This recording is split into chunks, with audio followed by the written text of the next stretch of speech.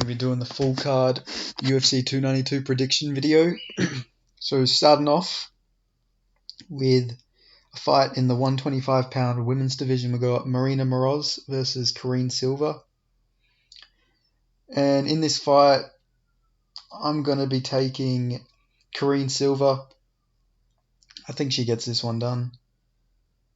And I'll go with a submission. Marina Moroz hasn't been subbed before, but it's first time for everything. And in women's MMA, you never fucking know. So I'm going to say Karine Silva subs Marina Moroz. And then moving on, we got another fight in the 125-pound women's division between Natalia Silva and Andrea Lee. And I really like Natalia Silva here. And Andrea Lee's a really good fighter for the women's division, but I like Silva here. She's just shown to, I don't know, she's just a dangerous fighter. She's well rounded. You know, she should win, but you never know here.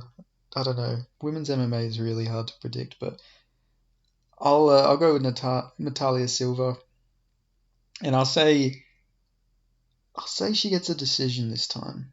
Yeah, I'll go decision win here.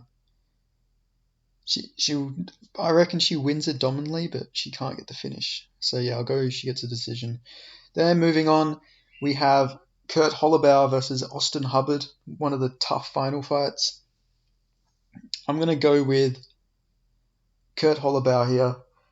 It's a tough one, but I think he can win this. I'm not too impressed with. Wasn't impressed with Hubbard in the UFC. I know Holloway's UFC career wasn't much better, but you got to look at the level of competition. Holloway got Ronnie Barcelos, Shane Burgos, and Thiago Moises for his 3 UFC fights. You know, nobody was doing him any favors, and that win he got on tough against Lee Hammond, you know, that impressed me. He was down 2 rounds and he still managed to win. I know Austin Hubbard, you could say, well, Austin Hubbard can just take him down and do that. And maybe he does, but I don't know. I just see Holloway finishing him. Maybe subs him, catches him at something, or knocks him down and wins rounds like that. Because I don't like Hubbard striking. And, you know, he's grappling. He's got grappling, but I don't know. I just think Hubbard's going to win, but not Hubbard. I think Holloway's going to win this one, but I'm not super confident on it. But if I have to pick someone, I'm going to go with Kurt Holloway. Hopefully he wins, though. It'd be cool because his fights are fun. And then we got the fight that just got announced because, you know, Tough just finished. So we got Cody Gibson versus Brad Katona. And in this fight, I'm going to go with Cody Gibson. I haven't rewatched the fight since I watched it, but I really didn't think that Brad Katona beat Tamir Valiev. But, you know, Tamir Valiev's a good fighter. But yeah, I didn't think he won that fight. Not that that really factors in. Styles make fights, but I don't know. I really like Cody Gibson here. You know, he's had, since leaving the UFC, he had some really good wins.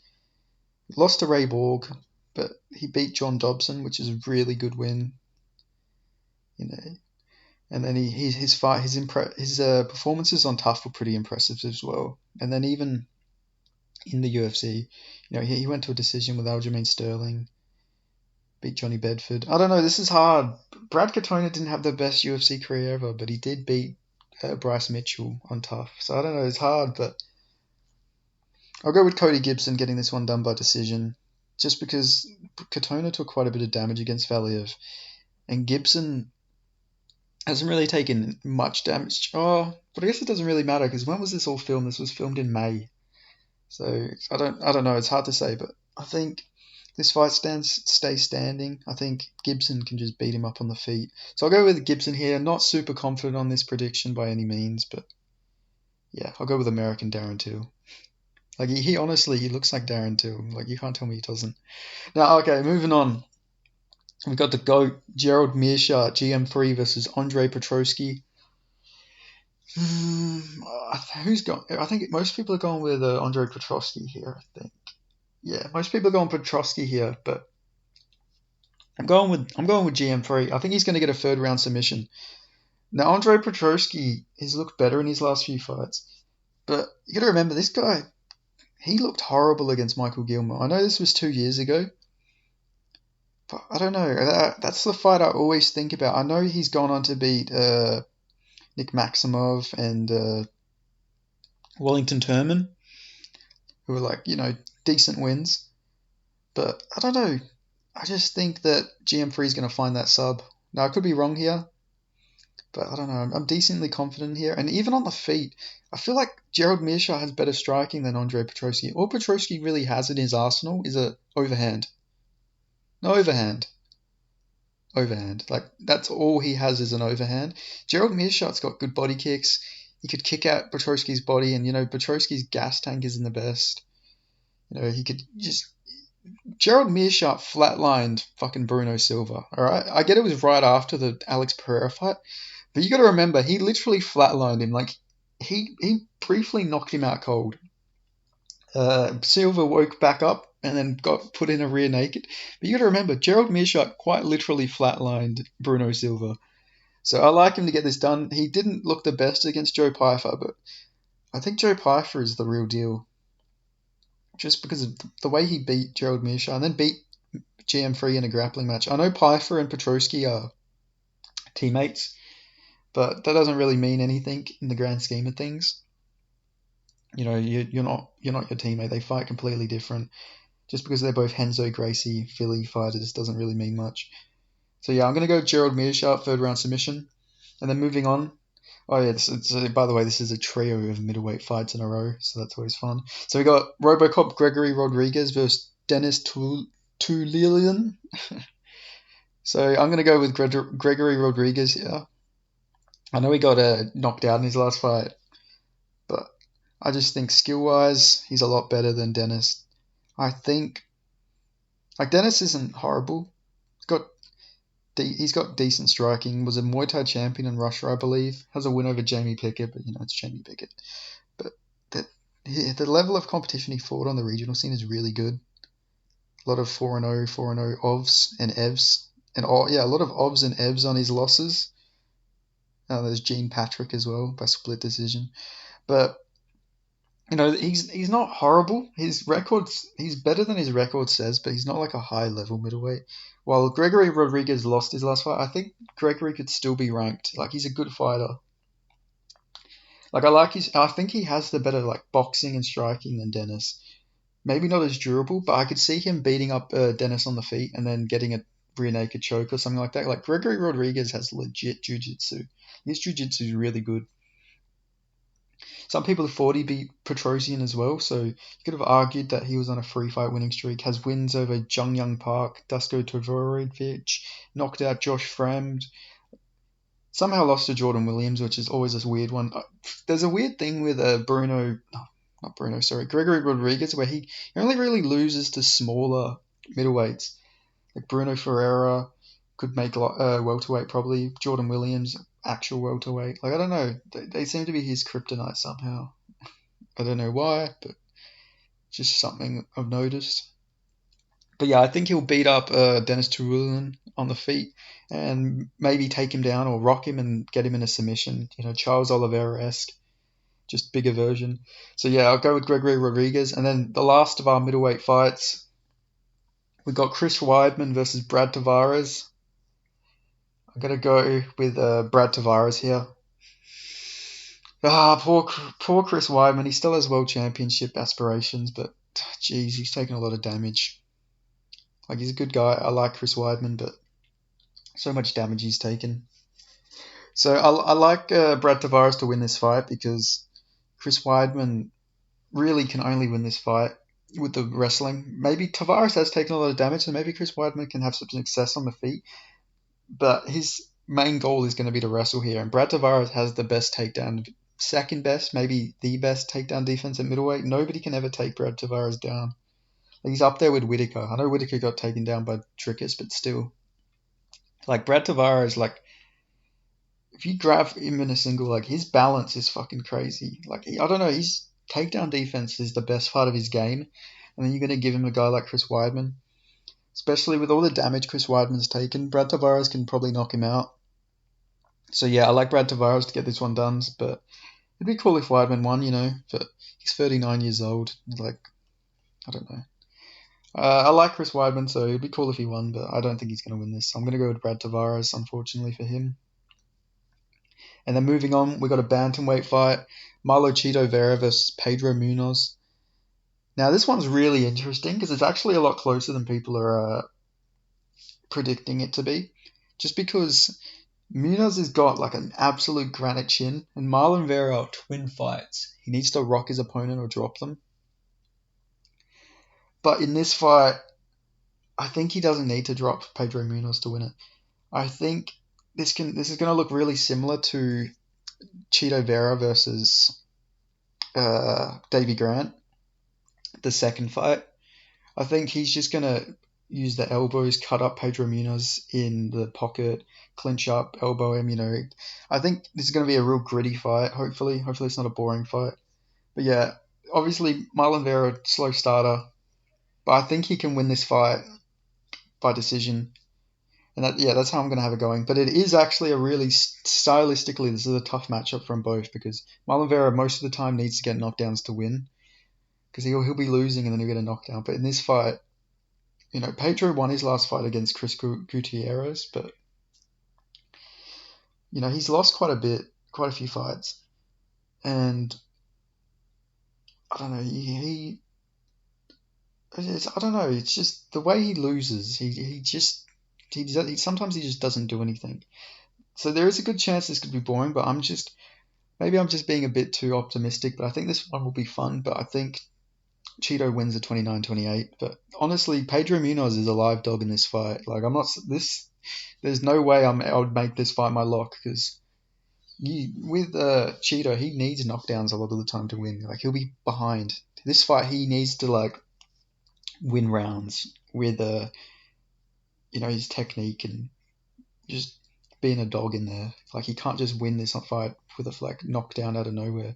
Because Pedro Munoz has, him and Marlon both have the best chins at bantamweight. Like, they're both granite chins, so yeah. But yeah, I'll go with Marlon Vera decision here, not confident on it at all. Then moving on, we got a new fight that just got announced yesterday. Got Mario Batista versus Damon Blackshear. Blackshear's pulling a Hamzat Chimaev and fighting literally a week after his last fight, which is really impressive and really respectable. Also really crazy because he didn't get a catch weight in this either. He's literally cutting back-to-back weekends at 135, which I really don't like for him here. So I'm going to be going with Mario Batista here. I think Batista is that guy. Like, Batista is really good. Got knocked out by Trevin Jones a few years ago, 2 years ago. But since then, beat Jay Perrin, beat Brian Kelleher, Benito Lopez, Guido Canetti. I know not the highest level of competition, but Guido Canetti beat Chris Montigno. Damon Blackshear didn't. Now, I'm not using MMA math for this. Don't worry. I'm just saying, they're around the same level of competition. Damon Blackshear is good though. Like, he's really underrated guy. Lost to Farid Basharat. He's not horrible. Not as good as Javid, but still good. Went to a draw with Yusuf Salal. Beat Lewin Lacerda. And then beat Jose Johnson, with a twister, which was really impressive.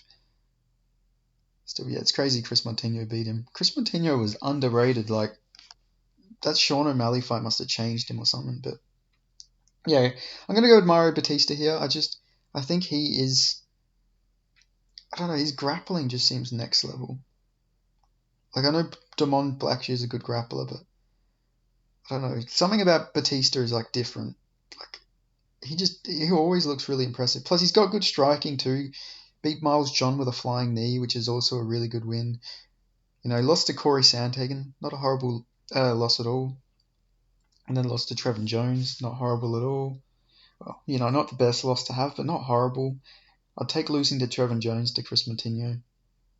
But yeah, I like Mario Batista here. I think he'll I think he can. I think he'll take a decision. Damon Blackshear's really good, and he pretty much had a full camp because he's literally fighting a week after his last fight. So yeah, I'll go with Mario Batista by decision here. Maybe this fight will stay standing, and maybe Batista wins with the striking. I don't know. I think he'll mix in a lot of grappling. It'd be an interesting fight. Respect to Damon Blackshear for stepping up though. He didn't have to do this, so respect. And then moving on, we got Neil Magny versus Ian Machado Gary in the welterweight division. I'm going with the future. I'm going with Ian Machado Gary here. I I'll, I'll say this is an easier matchup for him stylistically than Jeff Neal, even though Neil Magny beat Jeff Neal. I think this fight's going to end in a finish. I think Ian Gary's going to finish Neil Magny. Now, Neil Magny is good at clinching. If Ian Gary engages in the clinch, then he's probably going to lose this because I don't know, Neil Magny's got some weird like hypnosis where he'll look at you and he'll be like, "Ooh, clinch me," because literally everybody tries to clinch Magny. That is his fucking best thing. Magny's winning ways are because of the clinch. People always try and clinch Magny. What is wrong with you? Like literally, if Magny doesn't get clinched, he almost always loses if you don't clinch him. It's when you clinch him that he fucking wins. People need to learn to stop clinching him because you're giving him what he wants. But I think he'll find his chin early. I think he'll find Magny's chin early. He's been more prepared. And, he got a good win over Daniel Rodriguez. I know Neil Magny also beat him, but Daniel Rodriguez was beating up Neil Magny at points. And he could have won if he stayed on top, but instead he gets dasked, got finished by Magny. But yeah, I like Machado Gary here. What's the reach difference? Magny's got an 80-inch reach, but he doesn't really use it. He's not a power guy. I don't think he's going to go out here and finish Ian Gary. Even if Magny wins like the first 2 rounds, I still think Gary's got the finishing potential to still win that third. So yeah, I'm going to go with Ian Gary by I'll go first round TKO. I think he'll TKO him. Maybe not knock him out cold, but he'll TKO him. And then moving on, we got the co-main event, which is Weili Zhang versus Amanda Lemos. I'm going to go with Weili Zhang here. I think her grappling is just so much better now that I think she can really just grapple her way to victory here against Amanda Lemos. Lemos is good. She's powerful. She's one of my favorite women fighters. But like her grappling isn't that good. Like especially we've seen Jessica Andrade just standing arm triangle choke her. Like I know Andrade is strong and everything, but I think Weili Zhang is. I don't know, we've seen her, we've seen what she did to Carla Esparza. She literally ragdolled Carla Esparza and crucifix rear naked choked her. Like, her grappling is so much better now after training with, Cejudo and, that team. Like, honestly, her grappling, she's strong. She looks, freakishly strong for a female strawweight as well. I think she's just got so many ways to win this fight. She looks good out there. She's also a competent striker. She could probably also win the striking, but I like Lemos's power is pretty crazy. Yeah, I really just like Weili Zhang in this fight. I don't even think Lemos hasn't even gone 5 rounds before. I don't think. Nah, she hasn't. So yeah, even if this goes late, I think Zhang has the big cardio edge there too. So yeah, I'm gonna go with Weili Zhang getting this one done, and I'll say she gets it done by ground and pound TKO in the first or second round. Actually, I'll go second or third. Actually, I think Lemos can make it difficult in the first. She could maybe knock down Zhang, but I'm gonna go with Weili getting this one done. And then we've got the main event for the UFC Bantamweight Championship. We got Aljamain Funkmaster Sterling versus Sugar Sean O'Malley. Now, if anyone's seen my video I uploaded the other day, everybody knows I'm picking Sean O'Malley to get this one done by upset. Now, don't get me wrong, stylistically, this is a tough fight for Sean O'Malley. But, I don't know, you got to factor in all the other things that Sterling's cutting weight so quickly after his last fight.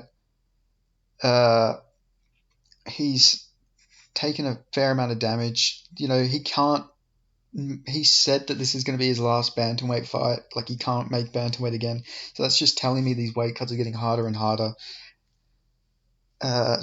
Sean O'Malley's not going to be frightened on the feet by anything Sterling has. I know he's going to be really cautious of the takedown, but on the feet, he's just going to be going for that kill shot.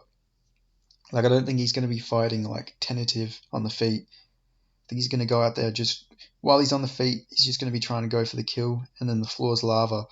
Plus, O'Malley's had like a year to prepare for this fight against Jan, and I know a lot of people are going to mention about Jan taking him down, but Jan took down Sterling 7 times in their first fight.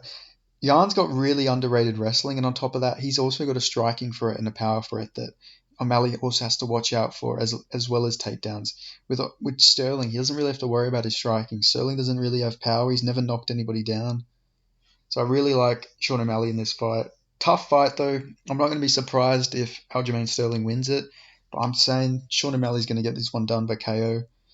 Even I'd say O'Malley's got the cardio advantage here too. So I don't know. I'm just factoring in a lot of stuff like that, and also, with the weight cuts, the cardio and the durability of Sterling could be worse in this fight than any other fight. So yeah, I'm going with Sean O'Malley to get this one done by KO. I know, hot take, but yeah, that's just the way I'm leaning. But yeah, thanks for watching. Like, comment, subscribe. I'll catch you next time. Yeah, thanks. Bye.